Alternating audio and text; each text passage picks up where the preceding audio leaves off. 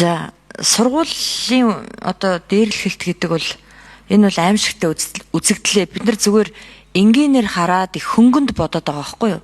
Хоёр хүүхэд хоорондоо хэрэлдэх ч юм уу тэгж бодоод байгаа. Үгүй. Энэ зохион байгуулалттай, санаатай бүр нэлээд харгислах шинжтэй үйлдэлүүд байгаа шүү. Тэгэд энийг ярихаар за хүүхэд юм да яах вэ? Энэ хүүхдийн одоо ирээдүйн өдөр гэж яриад байгаа. Нөгөө дээрлэхэлтэнд өртөж байгаа хүүхдийн оюун санаа цаашдын амьдрал юу болж сурах вэ гэдгийг бид нэр тооцож ярихгүй л байна л да. Тэр хүүхэд насан туршдаа шарахтай үлддэг. Хоёулаа тийм шарахтай үлдэнэ. А зарим нь бүр гэмт хэрэгтэн болно. Зарим нь өшөөгөө аавна энэ нийгмээс. Тэгээ энийг харж хандахгүй байгаа алдаа эцэг их гэдгийг хүлээн зөвшөөрч байна. Гэхдээ бид нар энэ дээр заавал нэг зүйлийг хийх хэрэгтэй. Одоо постро нэмээд аянаа нэмээд бол амжилтанд хүрэхгүй сэтгэл зүйчд байгаа бид нар одоо сайхан бэлтгэж байгаа гэж яриад байгаа боловч манай лав аймагуудад байдаггүй. Энийг бол би өөрөө мэдчихэв. Тэгэд бас дээрээс нь нэгэнт хүүхдийн сэдв хүндсэн бол гадаадын хөрөнгө оруулалттай асрамжийн газрууд. Надад 3 хүн өргөдлөгсөн. Тэр асрамжийн газар шашны сект хийдэг.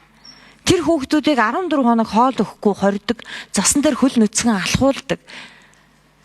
Гадаад руу авч явсан, гуйлгуулсан ийм ноцтой асуудлаар өргөдөл хандсан байгаа. Би энийг холбогдох байгууллагад нь өгнө. Тэгэхээр бид энэ дээрлэхэлтийг хөнгөн юмд бодож болмооргүй байна. Сайд нь бол сая зүгээр шоу хийж гараа авчиж байгаа байхгүй юу?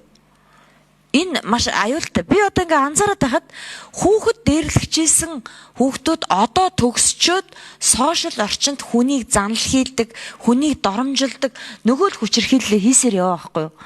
Эдгээр цаашдаа гэмт хэрэгтнүүд болно. Тэгэхээр наан бид нар ямар нэгэн арга хэмжээ авах хэрэгтэй. За бусад нөлөөллийн ажлууд бол байж таарна. Сэтгэл зүйчд бол маш их хэрэгтэй. Зарим сэтгэл зүйчдийг хөдөө орон нутагт одоо ажилласан жилийн төрийн албанд хэдэн жилээр тооцсон нэрнэ гэсэн тийм асуудлыг бид нар гаргаж ирж болно шүү дээ.